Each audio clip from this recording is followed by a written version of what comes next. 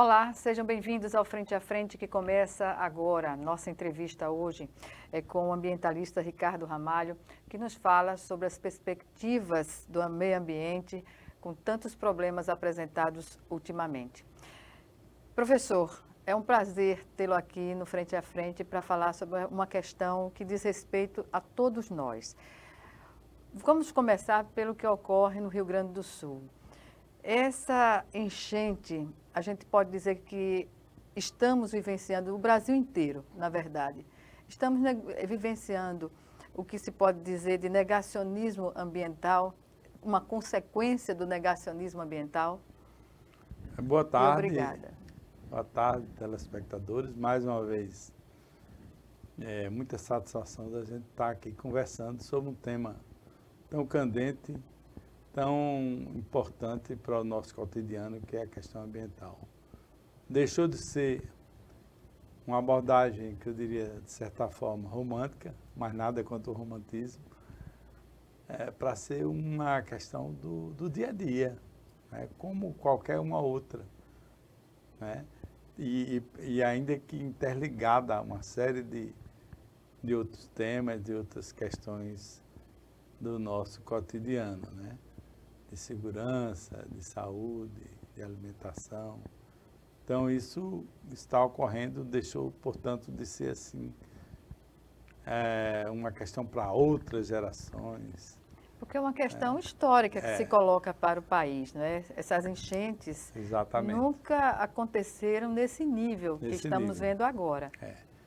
E obviamente que em absoluto a gente não desejaria nunca uma tragédia como está ocorrendo no Rio Grande do Sul, mas que sirva de lição, né? A natureza cobrando de forma à vista, eu diria, porque a gente sempre pensava assim, isso vai acontecer, mas daqui a 100 anos, daqui a muito tempo, mas o retorno está sendo muito rápido, o retorno da natureza, né? E o maior exemplo é essa questão do Rio Grande do Sul, né? Mas Alagoas já passou por situações, claro, muito longe dessa gravidade, mas nós passamos recentemente, há alguns anos, por cheias também catastróficas. Né? São José da Laje, por exemplo. São José da Laje, né? Que foi uma comoção nacional. E recentemente, né, as cheias do Mundaú e do Todas essas Paraíba, cidades do Vale, né? do Mundaú. Dos dois vales, né? Basicamente, tivemos em 2010, se eu não me engano, né? As cheias assim, de muita gravidade, né? Essa do Rio Grande do Sul tem toda uma conformação climática, né? de geográfica, mas tem também toda uma política de desprezo, eu diria, pelas questões da natureza, né? Da convivência que a gente tem que ter com a natureza. Uma convivência saudável, não é? Convivência harmoniosa. Harmoniosa, né? Que permita o desenvolvimento de ambos os lados. Exatamente. Né? Então, a gente tem assim na pele, sente literalmente na pele, por exemplo, as ondas de calor. Né? Todos nós sentimos e provavelmente vamos sentir mais. E as cheias, né, desordenadas, provocadas, claro, por uma intensidade pluviométrica alta, chuvosa, mas agravadas por uma série de comportamentos, né? Na questão do desmatamento, na questão da impermeabilização, né, das cidades. Né? Há uma tendência dos governos, dos governantes, de impermeabilizar. Isso não é muito longe, não. Aqui na nossa cidade também tem toda uma tendência nesse sentido. Asfalto chega. Asfalto, impermeabilizar, então vem calor, vem poluição. Porque a impermeabilização causa poluição? Causa, porque a terra é um filtro depurador, né, muito eficiente, né? Na medida em que você calça, que você asfalta, há um escorrimento. Esteriliza o solo para plantações, inclusive. Né? E você passa a ter uma velocidade muito grande da água que cai das chuvas. E causa, inclusive, poluição, né, das nossas praias, sobretudo aqui no caso de Maceió, por conta disso, que ela arrasta, né, sem nenhum empecilho, sem nenhum obstáculo, uma série de resíduos naturais da nossa vida urbana, sobretudo, né, e causa poluição. Quer dizer, a gente pensa que o asfaltamento, é claro que todo mundo gosta de ruas, né, asfaltadas, que com menos lama, etc. Mas tem que ter um cuidado, tem que ter uma visão de deixar a cidade também permeável. E temos tecnologias que podem permitir isso, né? Muitas tecnologias, né? Os canteiros centrais, né? Os pisos intertravados, enfim, uma série de tecnologias ligadas, biologicamente falando até, e mecanicamente falando, fisicamente falando, a gente tem tecnologias nesse Sem sentido. falar em deixar a cidade arborizada, a gente percebe que a cada dia as ruas são áridas. Você não vê uma árvore. Quando se coloca uma árvore num prédio que é construído, na calçada é uma palmeira que só causa meia sombra, não é verdade? A gente defende isso também, né? A árvore é um ser vivo, como todos os outros, como nós, inclusive, né? As principais funções vitais de uma árvore a gente também tem. E ela precisa ter ar, precisa ter água, ter espaço, né? E isso tudo faz parte desse contexto de mudanças climáticas também. Pois é. E quanto ao negacionismo propriamente dito, climático, isso envolve poder público, sociedade. Como reconstruir essa forma correta de olhar o meio ambiente? Pois o negacionismo climático é como diria aqui no Nordeste, além de queda, coice, né? Além de todos os problemas climáticos provocados pelo comportamento humano, equivocado, errado, errôneo, ainda tem esse grupo de pessoas que negam uma série de evidências climáticas, no caso, né? Nós temos aí o IPCC, por exemplo, que é um grupo de 400 cientistas dessa área de clima, que se reúnem, emitem documentos, animados. Mas isso tudo é ignorado pela... Pois é. A academia é ignorada nesse processo? Pois é, e você encontra negacionistas isolados no mundo todo, inclusive aqui no Brasil, inclusive em Alagoas, que nega isso, que acha que há um movimento, né, antidesenvolvimento, alguma coisa nesse sentido. de questões ideológicas, né? É um absurdo, né? Então, o clima e o tempo não podem ser confundidos. Como é que a gente vai negar? Será que juntaram 400 grandes cientistas para enganar a humanidade, dizer... E aí o negacionista, claro que a gente entende perfeitamente que todas essas mudanças climáticas não pode ser atribuída apenas à ação humana. Claro. Tem uma série de questões de radiações solares, né? Explosões, a variação dos raios solares, etc., que é importantíssimo, isso a gente não nega. Mas aí eu não tenho como interferir nisso. Eu tenho que interferir no que me cabe, que é o meu comportamento aqui no planeta Terra, né? Se esse comportamento, vamos dizer assim, signifique 1/1000 de percentagem mínima nesse contexto todo, mas eu tenho que interferir nesse 1%, 2%, 3%. O resto é do Sol, então a gente não tem como interferir. Não é verdade? Mas onde há a possibilidade de interferência positiva, não é, professor? Porque senão a gente, então, não estava nem discutindo aqui, não, desde que o Sol comanda aí as mudanças climáticas e aquece, e diminui o gelo, enfim, derrete gelo, aumenta todos esses fenômenos, não é por aí, né? Eu acho que nós temos que cumprir, enquanto coabitantes, né, desse planeta maravilhoso que é a Terra, a gente tem que dar a nossa contribuição, não é? Isso é ótimo. Independente de ser um estudioso, não é, Claro, claro. Eu, pelo menos, não sou nenhum estudioso nessa área climática em absoluto. Não é? Isso é uma área que requer muita perspicácia, requer muito esforço intelectual para você dominar essa área. Mas, na sua opinião, o que mais contribui para essa desestabilização climática? A retirada mesmo, o corte de árvores, o desmatamento em grande escala? Tudo que está se dizendo do Rio Grande do Sul, claro, a quantidade de chuva aí, não vamos nem discutir essa questão pura da climatologia.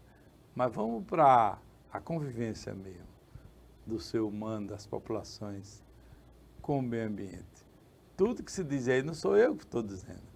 Todos os estudiosos, a academia, tá mostrando que nos últimos anos ocorreram uma série de procedimentos que, vamos dizer, contribuíram negativamente para o que está acontecendo. É provável que existisse, que as chuvas pudessem ser da mesma intensidade e tal, mas não as consequências dessas chuvas, né? Isso aqui é um procedimento assim, direto com a ação humana, antropogênica, né? De desmatamento, de uso desregrado dos nossos recursos naturais, da biodiversidade, da erosão dos solos, da poluição, do uso, né, por exemplo, dos venenos, dos agrotóxicos, dos adubos solúveis, tudo isso provocando assoreamento de rios, velocidade, pouca capacidade de absorção dos solos por essas águas, tudo isso. Então, é nesse ponto que a gente tem que interferir, que a gente tem que dar a nossa contribuição, E a gestão pública, certamente, pública, junto com a sociedade, buscando alternativas para, ao menos, minimizar os efeitos, né? Exatamente. Então, a gente tem que estar muito alerta aqui, inclusive em Alagoas, né, para que não se repitam o que aconteceu no passado, aí que a gente já se referiu, e o que está acontecendo no Rio Grande do Sul, não é? Em absoluto, a gente não deseja isso, mas o poder público e a sociedade já tem que discutir, tem que ver medidas. Aí eu não sei, você tem muitas opções tecnológicas, né? Desde as barragens, que são clássicas, o barramento da água para evitar encheias, desde agora se criou uma série de alternativas, então estamos falando até um outro conceito, que é a cidade esponja, né? É a cidade que ela é projetada para absorver a água e evitar essa densidade da água, que em alguns locais, Alagoas também pode ser incluída, a condição do solo permite, né? Isso. Que a cheia ocorra. Ocorra. E é isso que nas crises, nas guerras, nas crises, ninguém deseja isso, claro. Quando se estuda mais, se discute mais e se encontram soluções, né? Eu acho que a tragédia do Rio Grande do Sul vai ensinar muito a humanidade, eu diria, né? Nem só o Brasil. Verdade. Né? Pelos exemplos que ocorreram, bons e maus também, né? De comportamento, inclusive, da sociedade, e aprender. Quando o senhor fala em comportamento da sociedade, são as fake news? Pois é, as fake news é outra maldade, né? Como uma série de os saques, por exemplo, né? Em plena tragédia, toda a população sofrendo com a questão climática, e aí grupos ainda se preocupam em saquear as casas abandonadas. Terrível, isso é desumano. Né? Desumano, é uma coisa assim impensável, né? A gente nunca nem imagina, né?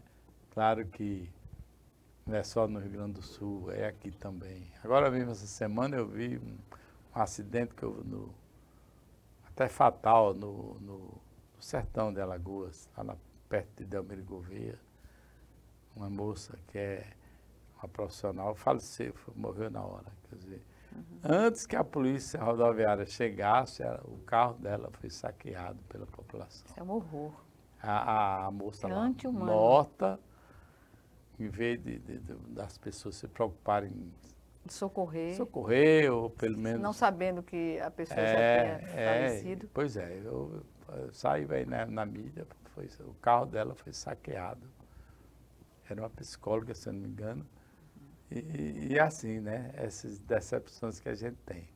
Mas também tem os lados, muitas provas de solidariedade, Sim.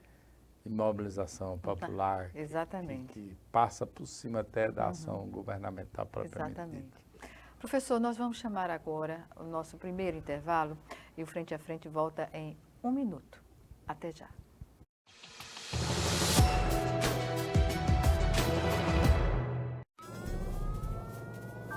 Há mais de 40 anos, um grupo de médicos criou uma organização de emergência médico-humanitária capaz de oferecer ajuda às pessoas em meio a desastres naturais, epidemias ou guerras, atendendo os mais necessitados sem se importar com raça, religião ou ideologia. Hoje, Médicos Sem Fronteiras envia equipes totalmente preparadas para responder a emergências por todo o mundo.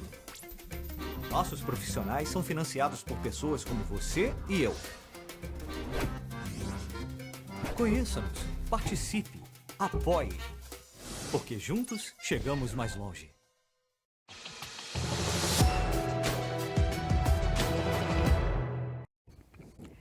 De volta com Frente a Frente, que hoje recebe o ambientalista Ricardo Ramalho.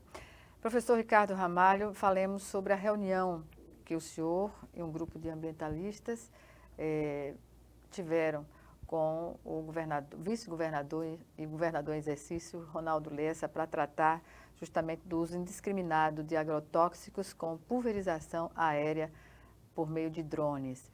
Como foi essa reunião e a necessidade de ela acontecer? Muito boa, proveitosa. Tivemos 2 pilares, 2 eixos de discussão. Um foi esse que você se referiu, né?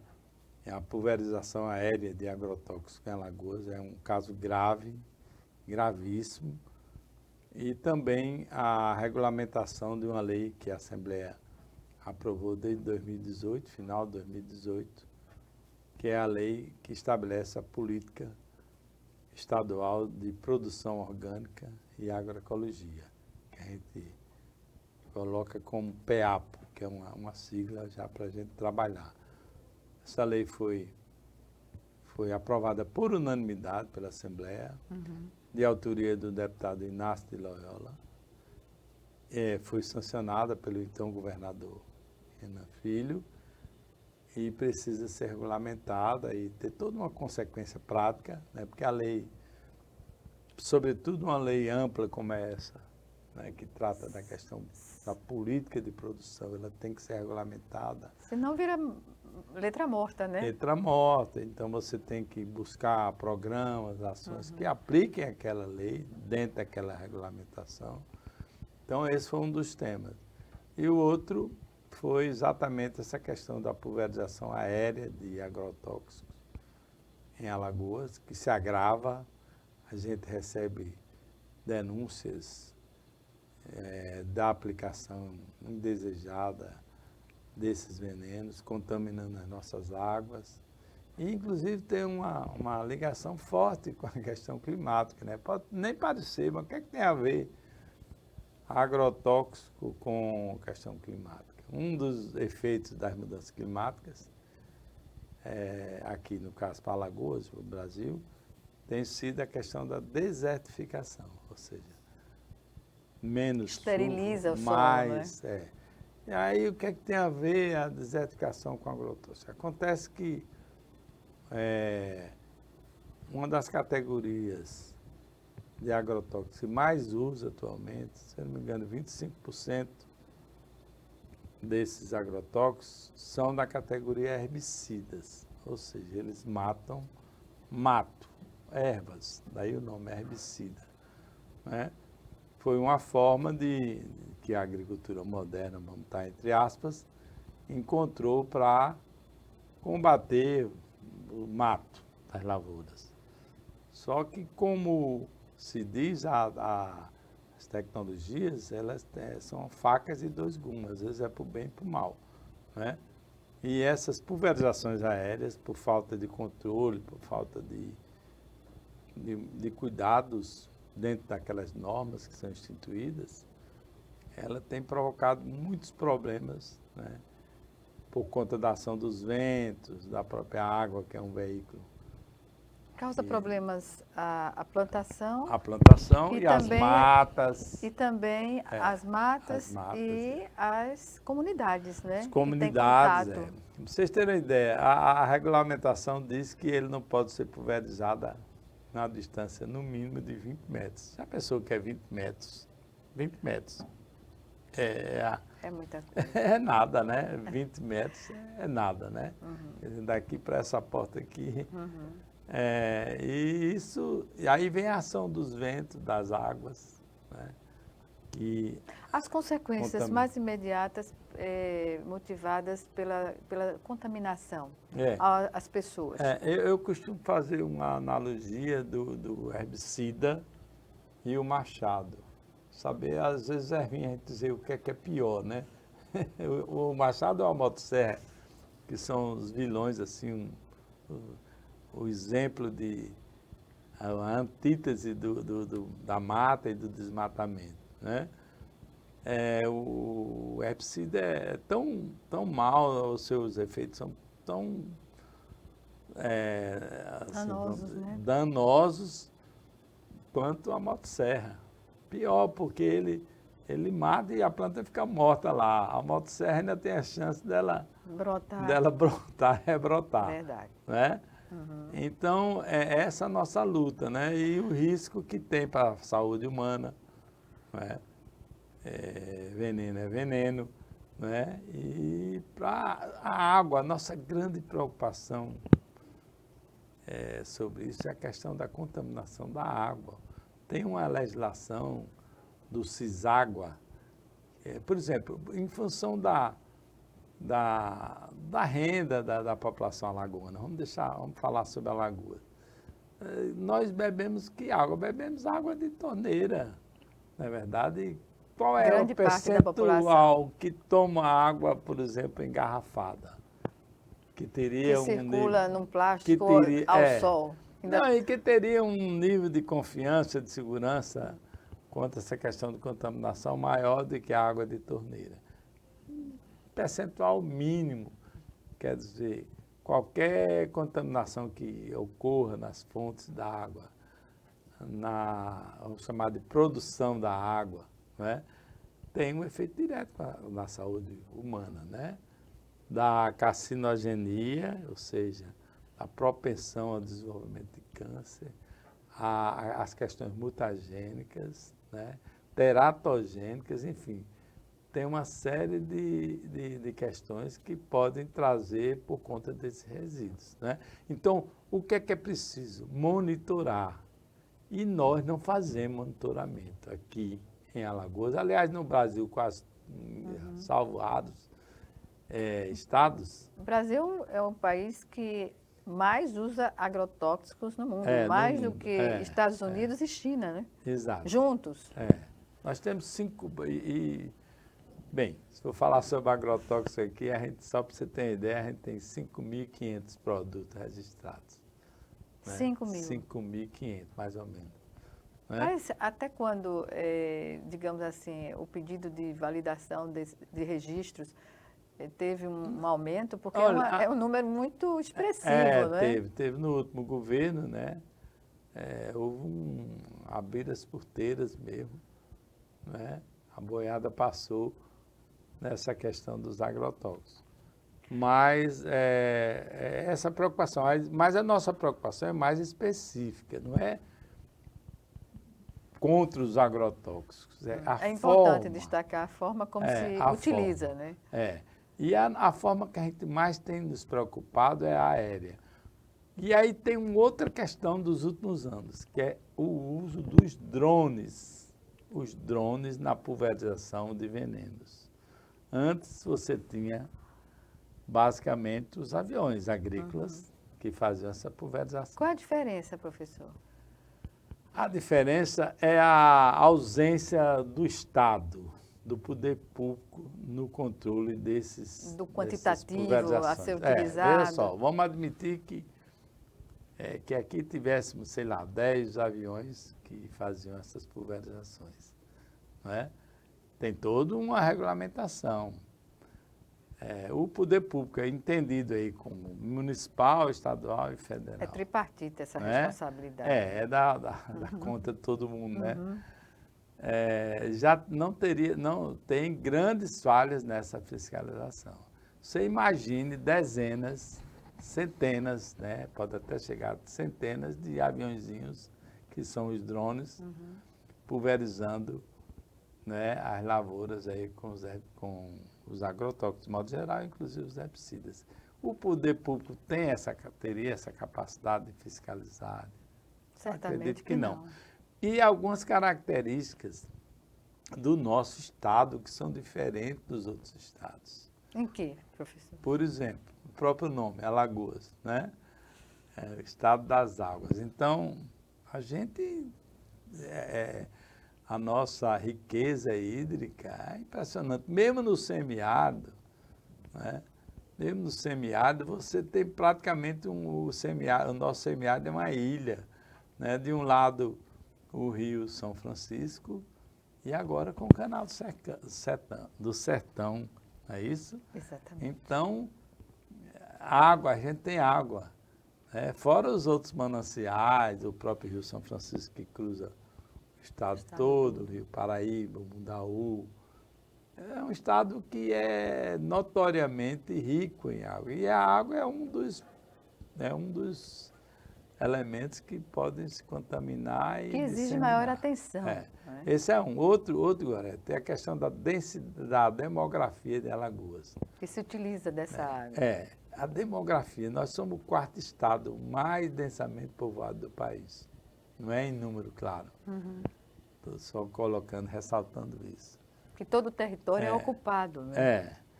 Você sair aqui de Maceió, por exemplo, eu costumo usar essa metáfora. Você sai de Maceió aqui, e for até a fronteira lá com Bahia, Pernambuco, Sergipe, lá, Belmiro Gouveia, Mata Grande, você não vai passar, vai percorrer 20 quilômetros sem encontrar uma povoação, seja cidade, seja pequena. Não vai, certo? Porque nós somos o primeiro estado do Brasil mais densamente povoado, do ponto de vista urbano, é Alagoas. São estudos provando isso, não sou eu que estou dizendo aqui. Nós temos um estudo provando isso. Só para você ter uma ideia, o último estado em densidade urbana do Brasil é Tocantins. Nós somos 23 vezes mais densamente povoado que Tocantins. Então, são características diferentes. Claro que a gente não quer o mal para nenhuma dessas populações, mas o risco, por exemplo, de um estado como o Mato Grosso, o Tocantins... É menor. Muito menor. Infinitamente muito menor. Né, do que nós aqui. Então, é por isso essa preocupação, essa luta, para a gente regulamentar e, nesse caso, da pulverização aérea, proibir, porque a gente entende que o Estado como um todo, né, em seus entes municipais, estaduais e federais, não terá condição de regular essa questão. E isso não é diferente. Já 17 municípios do país já adotaram essa proibição legal. 17. E o estado do Ceará por completo também. A União Europeia, desde 2019, que proibiu a pulverização aérea dos seus países. E a União Europeia condena o Brasil por essa Isso, faz por essa muitas prática, restrições, né? muitas restrições. 30% dos agrotóxicos. Como? 30% dos agrotóxicos são condenados pela União Europeia. Isso. São condenados lá, não são utilizados, são proibidos de uso. E aqui tem liberdade absoluta. Liberdade. E eles produzem lá e vendem aqui para o Brasil, né? Pois é. Os europeus. Os europeus, pois bem. Desde sempre, né? É. Desde sempre. Vamos chamar agora o nosso segundo e último intervalo. Já já estaremos de volta.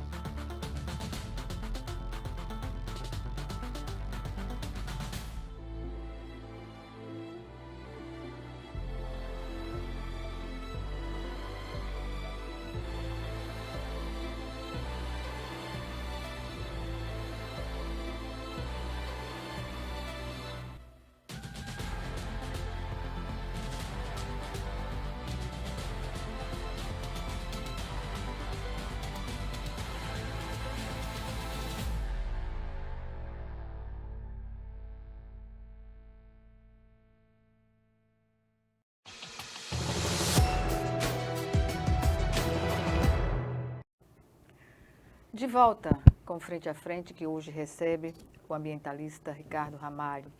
Professor Ricardo Ramalho, sobre uma questão que estamos falando, não é? Sobre os agrotóxicos, Anvisa e IBAMA, que detinham a forma de analisar os agrotóxicos possíveis de serem utilizados no país, agora estão submetidos ao Ministério da Agricultura. O que isso significa na prática? Olha, o processo de registro, de licenciamento de agrotóxicos no país, todo mundo elogia até, elogiava pelo menos, né? Muito rigoroso. Isso realmente demandava muito tempo, né? Porque é natural, por conta de todas essas análises. E a bancada ruralista, vamos dizer assim, sempre criticava exatamente essa morosidade. Porque esse processo tramitava sobre 3 grandes esferas. Uma nos aspectos de saúde pública, saúde humana, que era atribuído isso à vigilância, né, ao Ministério da Saúde, e especificamente à vigilância sanitária. Uma outra área, que era a área ecológica, vamos dizer assim, da biodiversidade. O que é que afeta aquele produto? Afeta a biodiversidade, mata peixe, mata abelha. Isso ficava na análise do IBAMA. E a análise estritamente agrícola, de produção, de controle daquela praga, daquela doença, ficava com o MAPA, o Ministério da Agricultura, Pecuária e Abastecimento. É com essa reforma que a gente entende que é um retrocesso, o IBAMA e a Anvisa foram, vamos dizer assim, excluídos, né, dessa análise. Então, em tese, praticamente, essa tramitação, essa análise será de cunho pela própria formação dos técnicos que vão analisar e pela própria constituição do órgão, que é o Ministério da Agricultura e Pecuária e Abastecimento, vai se restringir à questão da análise agrícola, agropecuária, da produção em si, né? Se ela combate ou não aquela praga. Sem a expertise, pelo menos é o que se diz, de fazer essas análises, vamos dizer assim, do entorno dessa questão básica, que realmente o agrotóxico é para matar aquele inseto, aquele fungo, etc. Mas tem as suas consequências desse entorno. Mas o mundo está caminhando em outra direção em relação. O ângulo é para realmente afrouxar, vamos dizer assim, o processo de licenciamento e a boiada passar mal. Eu digo da população que hoje vai às compras, seja no supermercado ou na feira, buscar algo mais livre dessa toxicidade. Né? É uma contramão que se coloca. O mercado de orgânicos do Brasil e no mundo é um crescimento, o ano passado foi 25%. É muito grande o aumento. Agora ainda, se você vai para a questão absoluta, é uma percentagem ainda pequena de consumidores de orgânico, né? Por uma série de questões que nós não vamos analisar agora. Quer dizer, então, que o Ministério da Agricultura vai centralizar a análise. E o que caberá ao IBAMA? Porque tinha esse que chama de pacote do veneno, tramitava no Congresso realmente há bastante tempo, eu acredito que quase 10 anos, né? Aquelas idas e vindas de comissões, etc. E aí houve um acordo do governo, inclusive, com a liderança do governo, e passou um outro, vamos dizer assim, um outro formato, uma outra proposta no Senado. Primeiro passou na Câmara, né? Passou no Congresso. Como não, mas primeiro foi na Câmara, né? E depois foi para o Senado, e no Senado houve uma série de negociações que minimizaram essas vamos dizer, já foi um avanço, assim, pelo que era, do que ia da proposta original que estava na Câmara, que nasceu na Câmara. Aí já melhorou. Mas quando foi aprovado no Senado e foi para a sanção do presidente Lula, ele vetou, se eu não me engano, 17 artigos da nova legislação do pacote do veneno, né?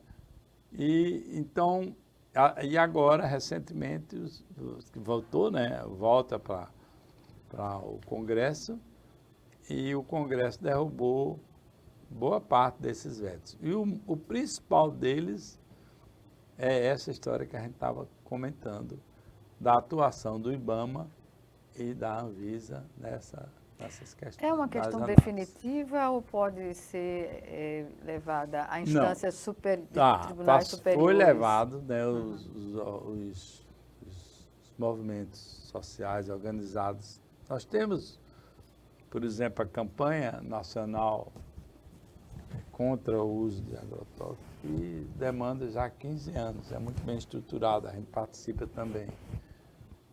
Levou para o Supremo essa questão, e aí vamos esperar. É possível. Então ainda pode reverter no sistema, no STF. Em relação ao meio ambiente... Tem um movimento muito grande no país, de um abaixo-assinado, também pedindo que o Supremo, obviamente, que considere a queda desses vetos. Porque os vetos que o presidente usou foi, claro, não foi simplesmente porque eu quero, foi baseado em legislações e princípios argumentativos. E aí esses movimentos vão tentar reverter isso com base nisso. Na ciência, não é uma questão né? só de mérito, mas de ciência, da academia, dos informes. É por aí. Há ainda a esperança de termos essa equalização de meio ambiente, sustentabilidade e tecnologia? Não tenho dúvida. A humanidade caminha para uma série de novas escolas de agronomia, de agricultura, né? Estão surgindo conceitos novos. A agroecologia é esse manto, essa grande guarda-chuva de uma agricultura diferente, né? É uma ciência que está se criando, se formando ainda, embora já tenha aí 40, 50 anos, mas em termos de formação de ciência, de ramo científico, ainda é pouco tempo, né? E nos últimos anos, o que se fala muito é na agricultura regenerativa. O que seria? Né? Que é exatamente uma agricultura branda, que utiliza os recursos naturais, que aplica toda uma série de conceitos de equilíbrio biológico. Sustentável, Sustentável, né? Porque, por exemplo, o monocultivo, a agricultura regenerativa, ela condena o monocultivo, ou seja, a cultura isolada, porque isso desequilibra o ambiente. Que plantações são mais vulneráveis à ação dos agrotóxicos, mais fortes, mais potentes? Bem, está no dia a dia, está na mesa. Na medida em que, segundo a gente entende, na medida em que você não imita a natureza, porque a natureza, por exemplo, uma mata, você não vê uma mata de uma planta só, né? Você vê diversas plantas. E ali tem um equilíbrio. Mas eu me você referi não às vê, plantações. sim, Né? vamos chegar lá. Aham. Mas você não vai para uma mata aí, qualquer na Mata Atlântica, na Caatinga, até mesmo no litoral, e vai ver lá um ataque de formiga, Exatamente. por exemplo, acabando com o mangue. Você não vê isso, nem uma lagarta, nada disso, porque há um equilíbrio. Pode ter um predomínio de uma determinada espécie, predomínio, mas não é a dominação completa. Por exemplo, tem um canavial, de um coqueiral, de um plantio de soja, de milho, absolutamente só tem soja, só tem milho, só tem arroz, etc.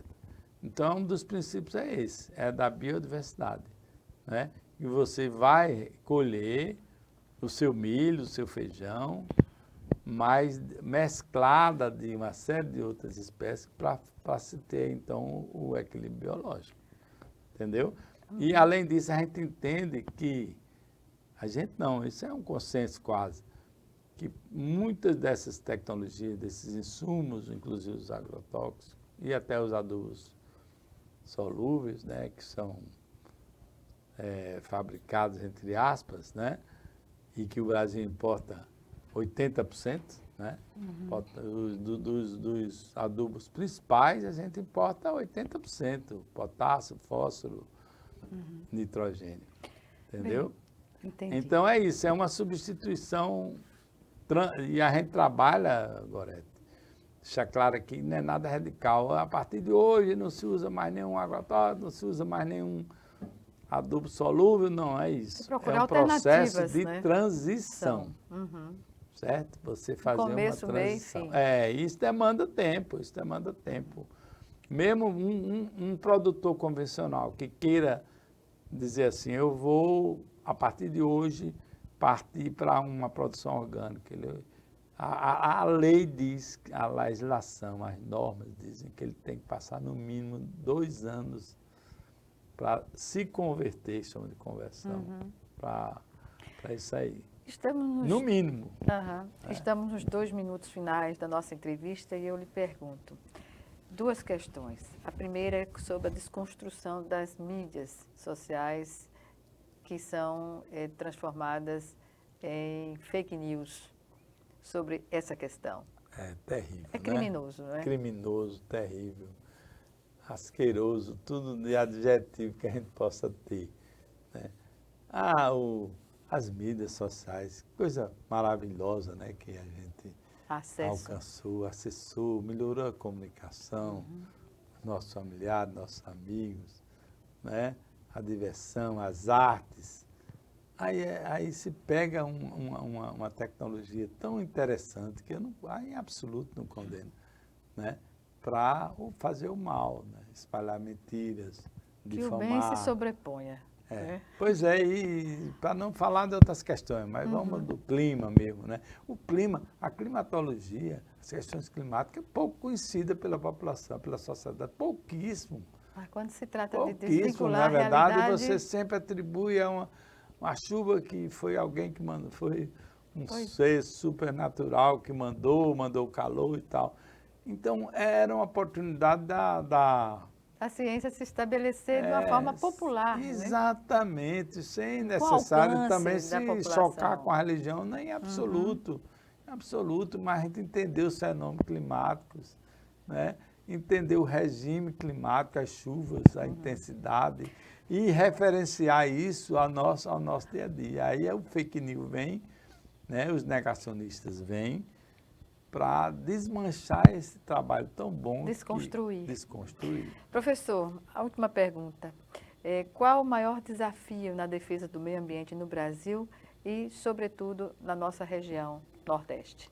Olha, eu aproveito esse final para dizer que, apesar de todos esses tragédias, todos esses retrocessos, eu ainda sou absolutamente otimista de que a sociedade, que a população possa reverter, e pela consciência, né? Pela consciência, pelo conhecimento. Eu acho que é isso, sabe? Boa parte das pessoas ignoram nesses fenômenos, né?